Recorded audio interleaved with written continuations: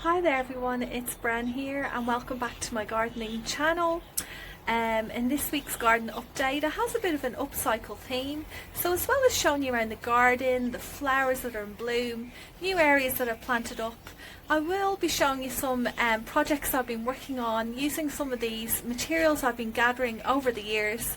I'm really happy with how the archway looks going into the chicken run area. I've done that up a bit, and I'll be talking about my plans for a new fairy garden.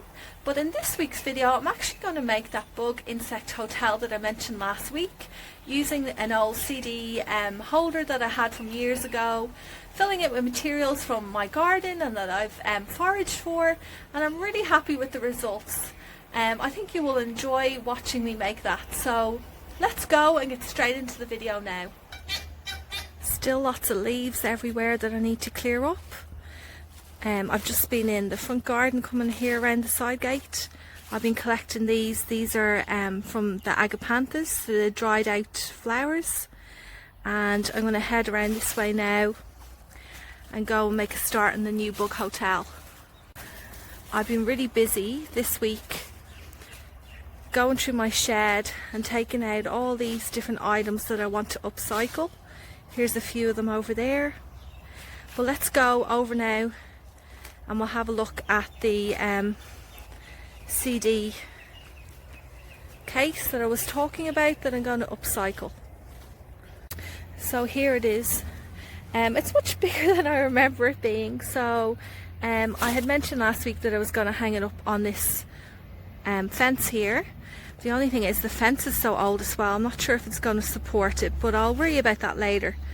So for the moment I'm going to do this, and I just wanted to show you everything that I've gathered to put into it. So I've got some old leaves and cones and some really nice pods here. Look at these ones. I don't think I'm going to use all of these for this project because they are just so cute. They look like little fairy hats, and I am planning on making a fairy garden. I'll show you later on what I'm going to put it in, and I'm going to use these as little hats, and I'm planning with the fairy garden to use all natural materials when making it. And over here, actually, does anyone know what these are from? What tree? I'm nearly sure it's an Australian native tree. My friend gave me loads of these from her garden, but I'm just not quite sure what plant it's from. And then over here I've got some straw, and I collect my tins, you know, tin tomatoes and beans. I keep all of them. I'm going to put them in it as well, and some paper bark and twigs. So lots of stuff here, so let's get started. So I've got quite a lot of sections here, so I'm just going to work on it for a bit. Center section, I'm actually going to just fill it up with this straw. I do have 2 bee hotels already in the garden, but I know a lot of people use the bamboo canes. I'm not going to use it in this project because I already have them, as I said, in the 2 bee hotels. This one is going to just have some different materials instead. Next up, I'm going to fill this one up with these seed pods.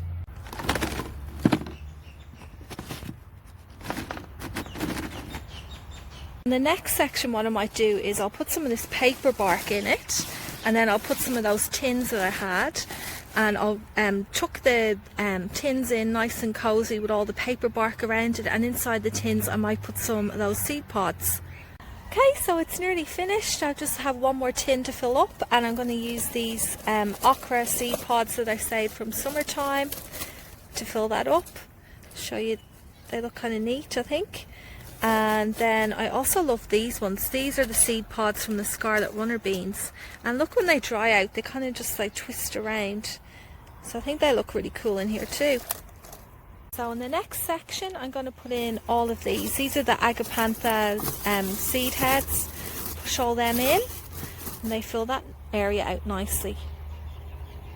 Okay, so I'm nearly finished. I have done another little area here with some more tins, and I've filled all of them up with different pods, And what I have here in my hand is actually the agapanthus stems. I didn't realise that they were hollow inside, so I thought they might be cool to use as well.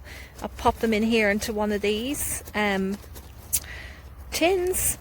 And then what else have I got here? That's another agapantha seed head.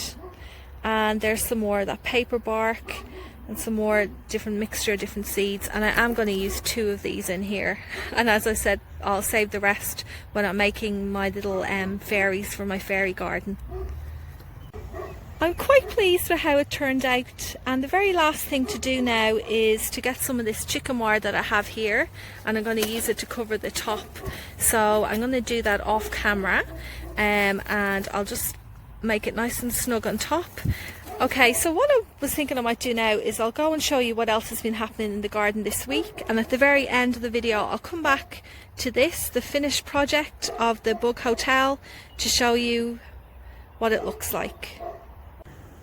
I'm over here in the raised bed area, and it's a beautiful sunny day, and I'm delighted to say that the last few days we've had quite a lot of rain. You can still see some raindrops on these little flowers here. Aren't they beautiful? And I have some peas over here, still not big enough to harvest yet, but they're coming on now. I'm getting more of them every day. And I also have my garlic down here too. It's putting on a bit of growth, and I've got some cabbages in this section also that are looking promising.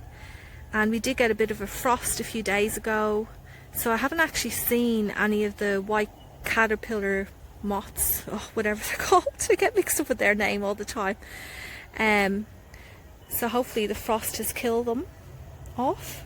Spotted this the other day. It's a self-seed nasturtium, just what I like to see. It's just popped up at the bottom of this raised garden bed. And that's exactly my style of gardening, the cottage gardening style, where everything just rambles into each other. Looks nice and natural. And there's a bee over there. Geez, they're still around. Lots of calendula flowers.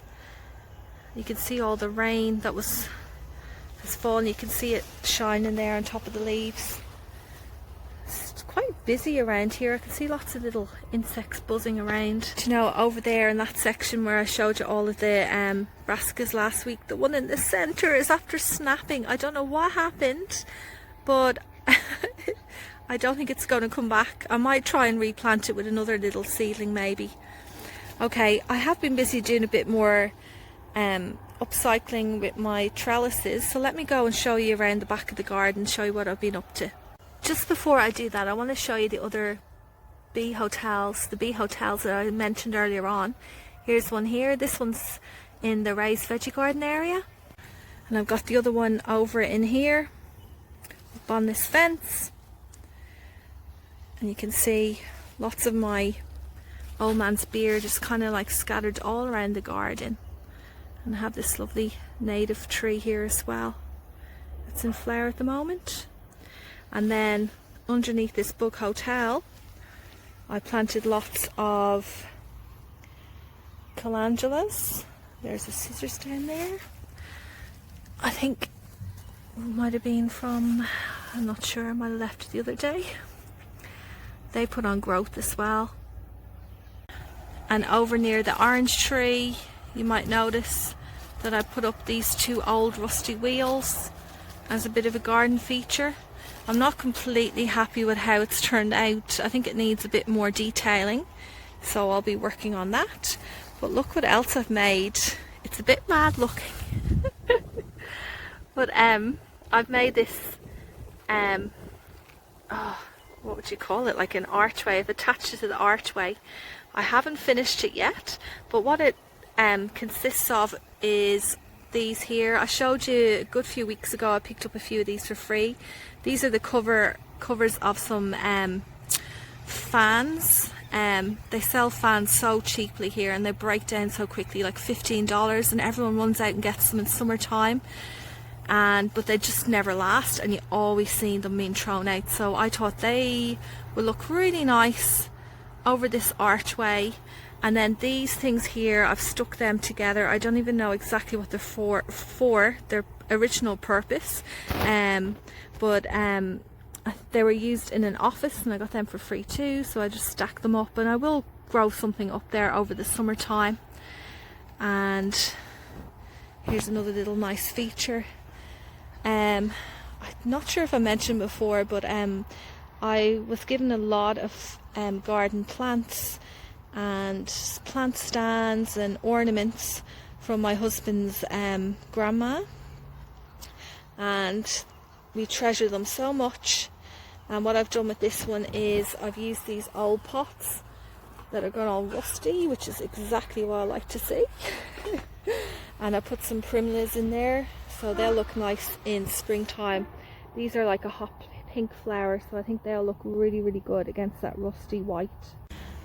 Earlier on in the video I mentioned about doing a fairy garden, and this is what I'm going to put it in. This is an old children's wheelbarrow that my kids used to play with. It's falling apart now and it has some sharp edges, so it's not very safe. So what I've done is I've given it a lick of paint, and I'm going to get creative with this over the next few weeks. I'll drill some holes in the bottom of it and fill it up with some soil, and I might do that in one of my videos as well to show you how I get on with it. Every week I have some more of the pansies opening up. These ones are particularly nice. They kind of look a bit vintage looking. I love pansies. Here's a closer look at some of the items I've taken out of the shed. I've got lots more in there. You know what, I mean, racking my brain. I don't know what to do with these. When I saw them I was like, I have to grab them because they look so cool, but I'm not really sure what to do with them. Has anyone got any good ideas? Okay, I had a look around the front garden and show you what I've been working on there. I've got a penstemon in flower, which is a bit random. I'm not complaining though, it's lovely. And some spring flowering bulbs, some jonquils. I've got a few of them popping up as well. This little patch here, I remember the first year we moved in was such a nice surprise. I didn't even know they were there because they go dormant in winter time, and then in spring when they popped up I was delighted. Okay, I want to show you the garden bed around the front next. And this is in the front garden. I have to do my edging, but I've pretty much finished planting it up, so I'm going to quickly show you what's in here now, what extra things I put in. So I put in some lots of pansies in there. That's a milk thistle. These are all going to look gorgeous in springtime. That's some lobia. Got some sweet peas over there. I need to make a trestle for it. There's some more calendula. Put some calendula in there, and then down this way just lots of pansies. This here, the top came off, but what I did was I upcycled it. So I got this in like a charity shop or a thrift store, and it's a candle stand, and I put a base on top and converted it into a bird bath, so I have to put the top back on it and secure it a bit more tightly. But let's keep on going. So I put some kale in there. There's some kale. This is mustard greens, lots more pansies, lots of flowers in here. There's yarrow, lots of daisies, euphorbias. I put, like over here I have some straw flowers, lots more calendulas, and down here I've got some poppies. They're just self-seeded. I've got some succulent type plants, lots of primulas in here, and there's a pot there with sweet peas. I debated over whether to put in the pot there for ages, but I feel like it needs to go there. And I've got some native flowers. That's a native mint bush. That's an emu bush up there. I did cut back this Mexican marigold, but I have left a few flowers on it because I didn't want to cut them all back. Especially when you don't have many flowers in your winter garden. I didn't see any harm in just leaving a few.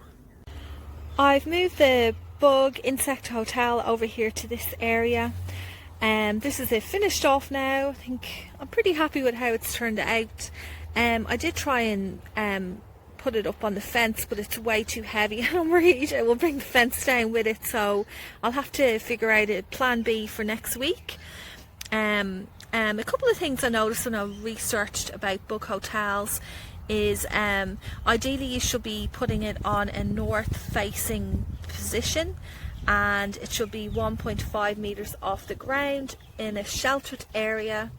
I am going to put something over the top of it once I have put it out in the garden, just to protect it from any rain, to prevent any mildew or anything else, you know, that you don't want growing inside and it causing any insects in it to get any type of disease. So you do need to keep an eye on the bug hotel and maintain it correctly so it's a healthy environment. Okay, well, it's time for me to go now. Thank you so much for watching this week's video, and if you're new to my channel, I do post every Friday, so if that sounds of interest to you, I'd love if you'd subscribe. And you can also find me on Instagram at GG the Garden Girl. I'll see you next week, everyone.